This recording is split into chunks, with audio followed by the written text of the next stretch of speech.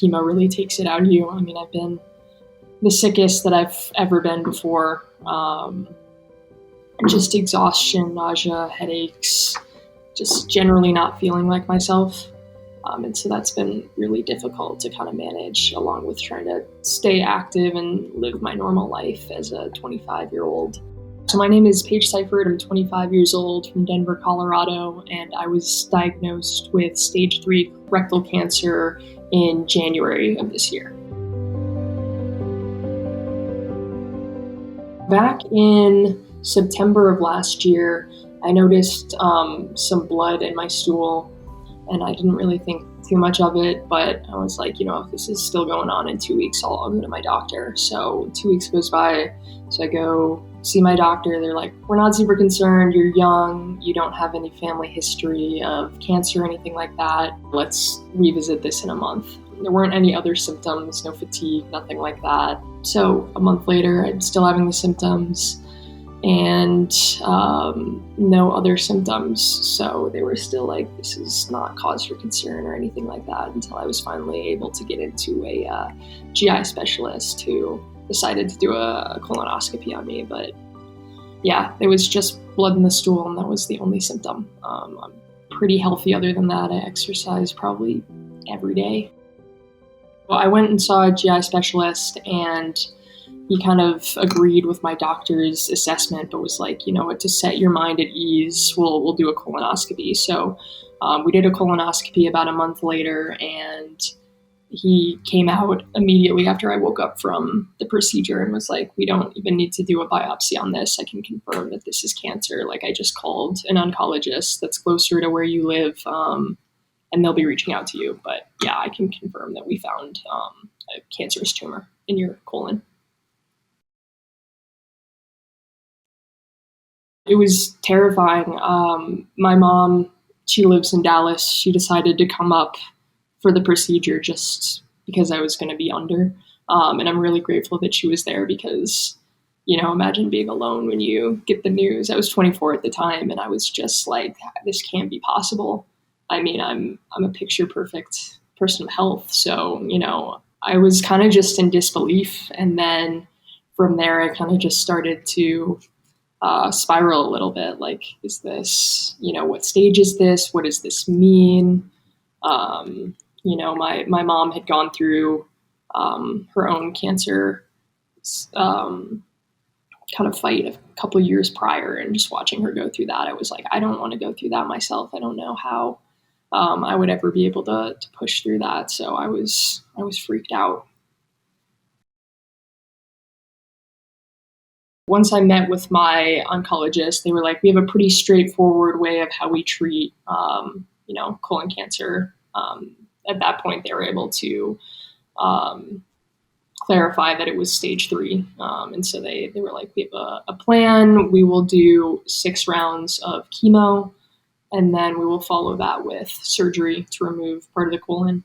So I did 6 rounds of chemo, and that was pretty difficult. I mean, I've been working through all of this, like continuing to work as an engineer, 40 hours a week. And chemo really takes it out of you. I mean, I've been the sickest that I've ever been before. Just exhaustion, nausea, headaches, just generally not feeling like myself. And so that's been really difficult to kind of manage, along with trying to stay active and live my normal life as a 25-year-old. And so I did those 6 rounds, and then they decided they wanted to do 2 more rounds. So I actually just had my 7th round this week, and then I'll follow it with surgery in about 3 weeks. They normally do an 8-round circuit, 8 to 12, and after my 6, I got another scope to review where the tumor was, in addition to some scans. And the tumor definitely shrunk, but it wasn't completely gone. And so they decided the best way to just ensure that everything looked as good as they could, they were like, let's just do 2 more rounds. My oncologist kind of laid out some of the articles that, he was using to decide a treatment. I guess my uncle, he's a a radiologist at Loyola for GI specific cancers. So I did have him go through some of my scans and that kind of thing, and he kind of agreed with my oncologist. So I kind of took that and was like, let's start treatment as soon as we can. I don't really want to mess around and waste any time. I mean, I know it's a quickly growing cancer, but I was still like, let's just action as quickly as we can.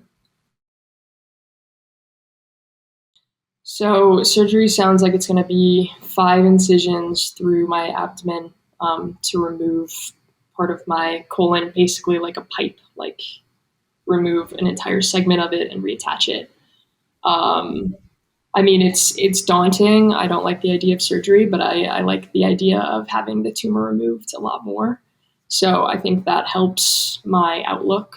I'm kind of just looking forward to it. That's another step of getting through this process and beating this. And so I'm kind of looking forward to it in a way, even though it's a little bit of unknown and recovery is not going to be great. They expect about 6 weeks until I'm back to my normal self. I'll be in the hospital for about 2 to 3 days, depending on if they decide they want to give me an ostomy bag or not. And that'll be a game time decision when they're in there doing surgery. I've tried not to think about it too much because I don't know, it's daunting. I mean, it would only be for 2 months, but that's still a severe change in lifestyle.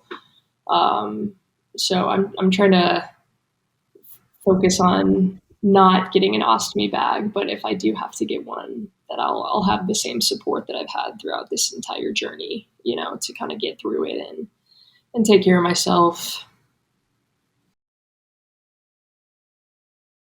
Friends, family. I've got a really supportive partner that I live with, and she's able to take care of me a lot of the time. She has experience with the kind of chemo that I'm going through. Her mom actually went through the same process a couple of years ago, and so that's been really beneficial. My folks, they live in Texas, but they fly out whenever I ask to take care of me. My little sister lives out here too, and she comes out quite a bit to support me. And I have friends just show up to chemo or surprise me at my apartment, which is really nice. Bring me food and that kind of thing to just remind me that there are people there rooting for me, even if I'm not, showing up all the time when I'm sleeping for a week straight. Hearing cancer is terrifying, and there's a lot of stigma about what that means for your life going forward. The concept of death, all of those things become very real. I think that's been the hardest is, trying to push forward, live my life normally day to day. But then I've got this nagging feeling that always comes back. Like, what if chemo doesn't work? What if surgery doesn't work? What if you can't beat this?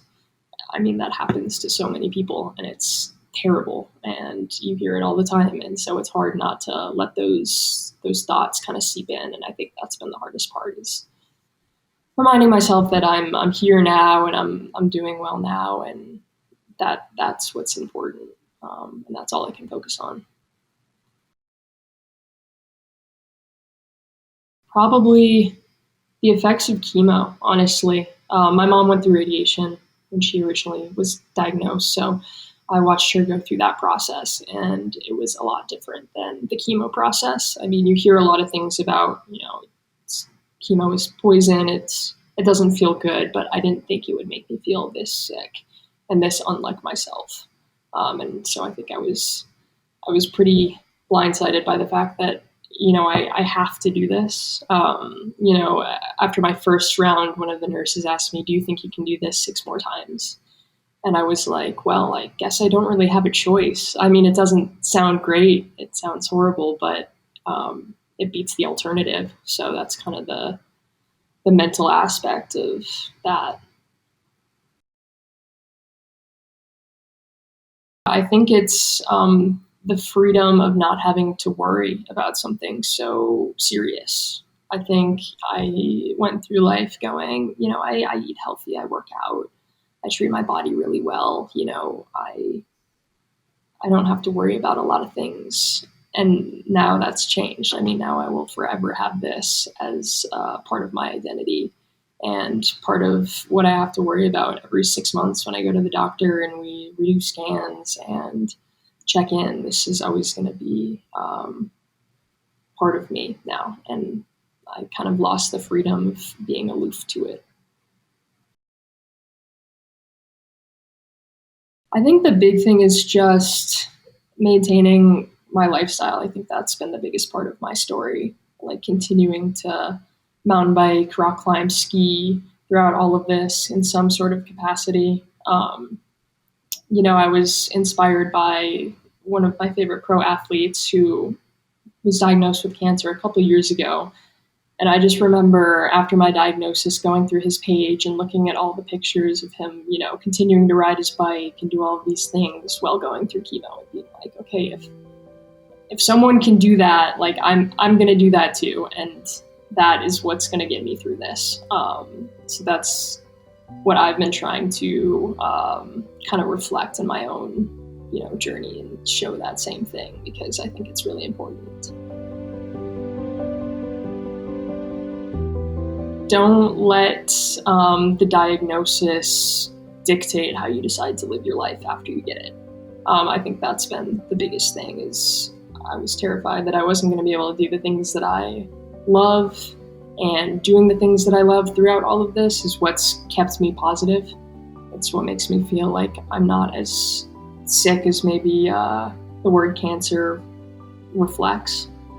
And so just live your life as normally as you can. And I think there's a lot of hope that can be felt in that if you can, continue your lifestyle through a lot of pain and discomfort and support from your friends, then you can kind of tackle anything after that. I feel like after I get through this that I'm going to be a completely different person, that, any challenges that come my way are going to be pretty small compared to this as far as the mental and physical game, and kind of just remembering that and using this as almost like a mentality building exercise.